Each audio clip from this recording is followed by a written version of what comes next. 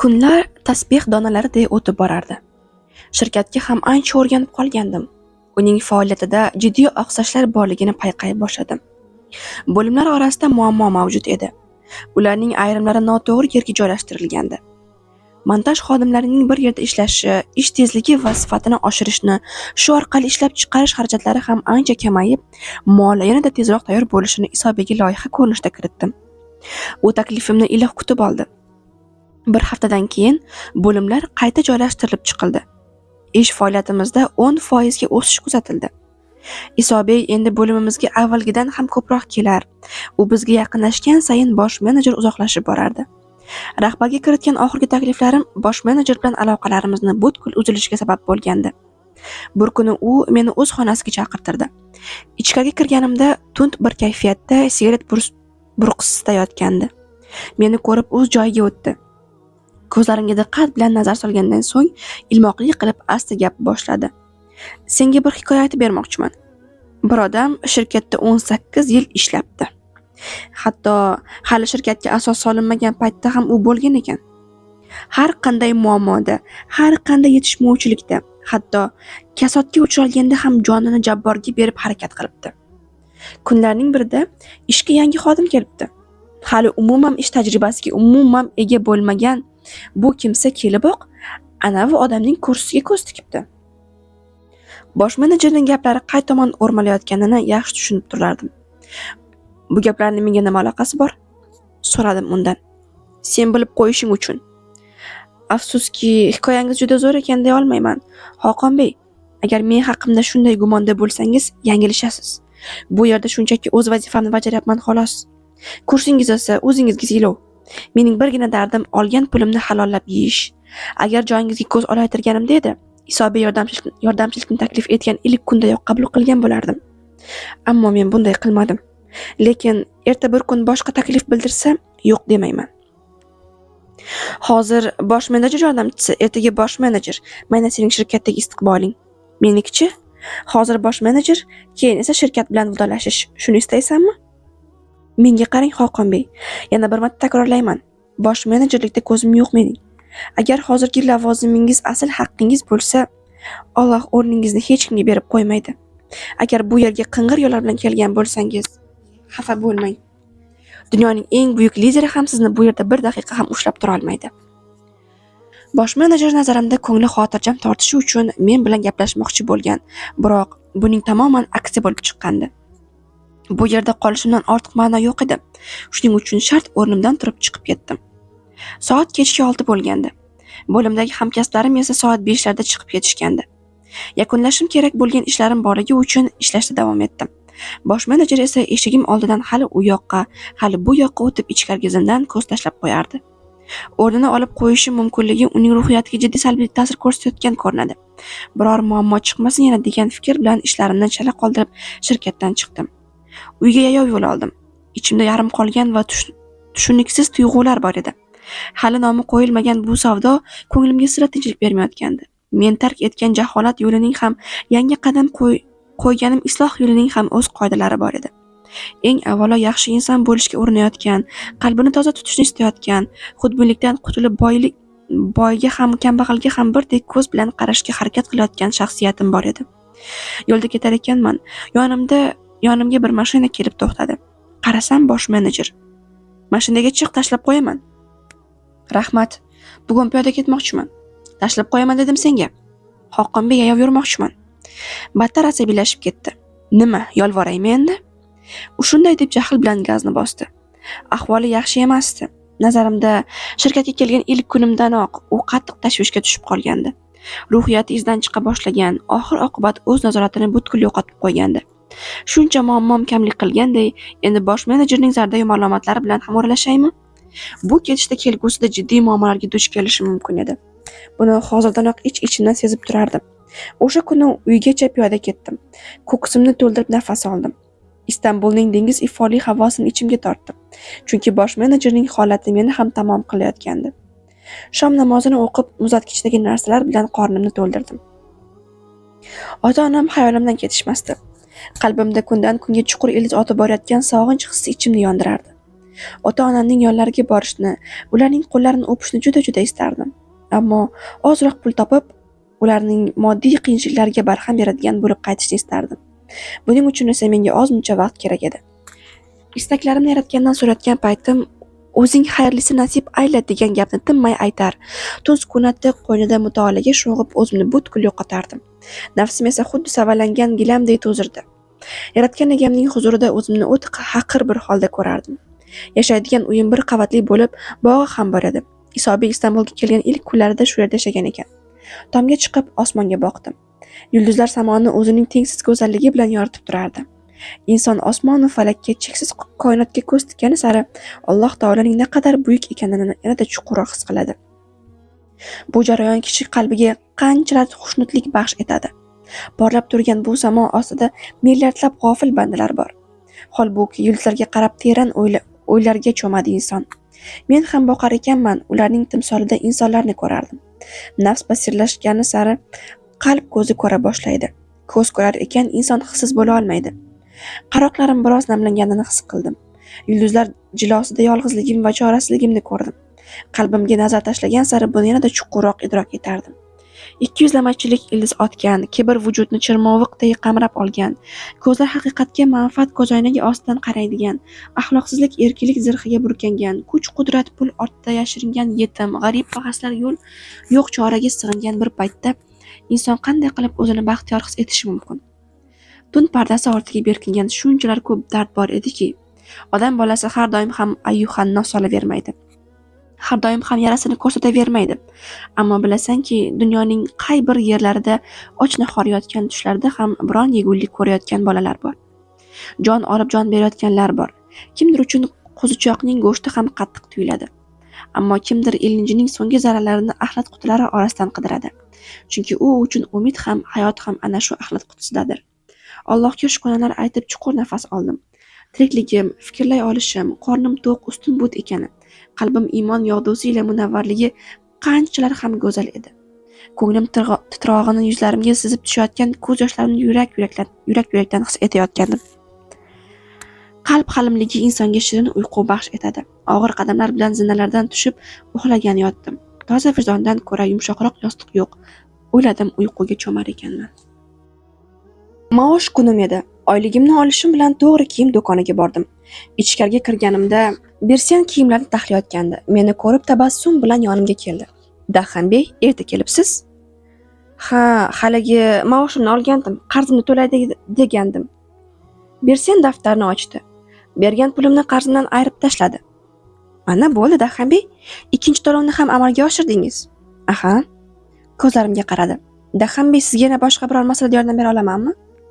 Qotib qoldim, chunki ketkim kelmayotgandi. U yerda shunchaki turishimda ham ma'no yo'q edi. Boshqalar noto'g'ri tushunishi mumkin.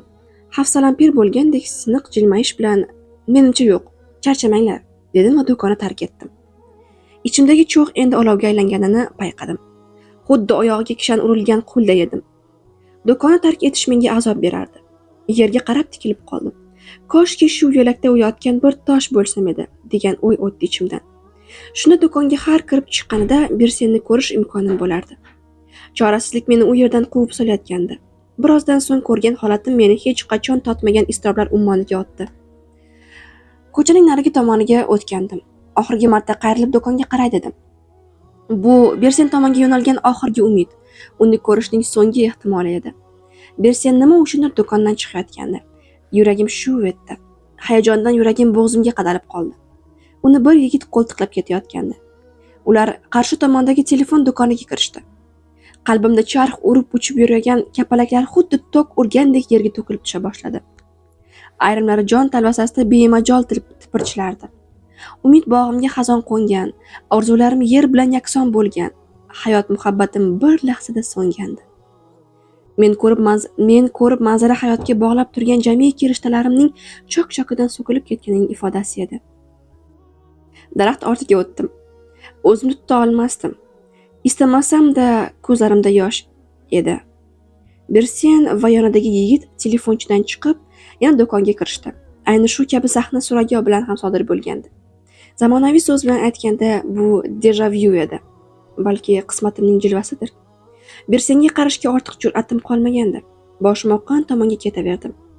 Yo'llar, ko'chalar, xiyobonlar, dengiz, sohil bari ortda qoldi. Aksiga olib, ko'rgan holatim ko'z oldimda qayta va qayta gavdalanardi. Mana, ko'rdingmi? Yana yengilding. Vasvasa qilardi shaytonim. Seni hech kim sevmaydi. Sen u qizning nigohlaridagi ma'noni o'zingcha qandaydir bo'lmag'ur xulosalarga yo'yding. Sen ko'rgan u yigit Birsenning qallig'i edi. Astag'firulloh deb vasvasalarni o'zimdan quvdim. Daraxt ostiga cho'kkalab Robbimga yolvordim. Yig'ladim, duo qildim. Bilardimki, Robbim istasa daryoni ham teskari oqizardi. Robbim istasa ko'ngilda olov yoqib, dunyoning narigi chetida bo'lsa ham nasibamdagini keltirardi. Uning cheksiz kuch-qudrati qarshisida hal bo'lmaydigan muammoning o'zi yo'q. Chuqur nafas olib o'rnimdan turdim. Allohga tavallo qilib ko'nglim ancha xotirjam tortgandi. Yuragimni chirmab olgan iztirobni kichkina qutiga solib qamab qo'ydim. To keyingi to'lov kuni kelguncha shu yerda turardi. Avtobusga chiqib to'g'ri shirkatga bordim. Eshikdan kirishim bilan bosh menejer g'azab bilan qarshi oldi. Endi burilib bo'limga kirayotgandim, ortimdan "Beyafandi, soat necha bo'ldi?" dedi. Burilib qaradim. U yonimga kelib gapida davom etdi. "Shu payt hamisha kelinadimi? Odamlar javron urib ishlayapti. Sen esa bilganingcha yuribsan. Do'kondan qarzim bor edi, shuni to'lab kelyapman." "Bu qarzing buncha yaxshi bo'lmasa, nima bizda qarz yo'qmi? Ish tugagandan keyin borsang bo'lmasmidi?" Bosh menejerning ovozini Isobiy eshitib qolgan shekilli asabiy holda yonimizga kelib, bosh menejerga yuzlandi. "Tinchlikmi, Xoqon? Nima gap?" "Afandim, bu kishim ishga endi kelyaptilar. Men ruxsat bergandim." Bosh menejer Isobiyning bu gapidan keyin duduqlanib qoldi. Javdirab aytagi so'z topolmasdi. Haligi men o'yladimki, "Xoqonbey, birog'i so'raganingizda edi, izn olganimni aytardim", dedi men ham vaziyatga izoh berarkan. Xoqonbey yutinib qo'ydi. Kayfiyati buzildi. Asabiylashgancha yonimizdan indamay ketib qoldi. Isobiy meni o'z xonasiga boshladi. Menimcha, Xoqonning shu kunlarda oilaviy muammolari bor, dedi u menga o'tirganni joy ko'rsatar ekan. Asabiyligini men ham sezib yuribman. Sen xotirjam bo'l, e'tibor berma. Xo'p Isobiy, tayyor tur. Yaqinda senga kutilmagan sovg'am bor. Qiziqsam-da nimaligini so'ramadim. Agar ruxsat bersangiz ishimga qaytsam. Bo'pti. O'sha kuni mening imtihon kunim ekan. Shuncha sodir bo'lgan ishlarga qaramay, sinovlar hali ham tugamagandi. Kech tushgach ishdan chiqib piyoda keta boshladim. Mashinada kelib to'xtagan hamkasblarimga yo'q dedim. Rostdan ham piyoda yurgim kelayotgandi. Kimsasiz bir joydan o'tayotganda yana bir avtomobil yonimga kelib to'xtadi. Qarasam yana o'sha bosh menejer. Menga asabiy holda o'qrayib turardi. "Gaplashib oladigan gap bor, chiq mashinaga." Gapirish uslubi shunchalar qo'pol ediki, bu holatda mashinaga chiqishim aslo mumkin emas edi. "Oldin muammolangizni tuzatib oling, keyin gaplashamiz." "Mashinaga chiq dedim senga." "Haddingizdan oshyapsiz. Bunga majbur emasman."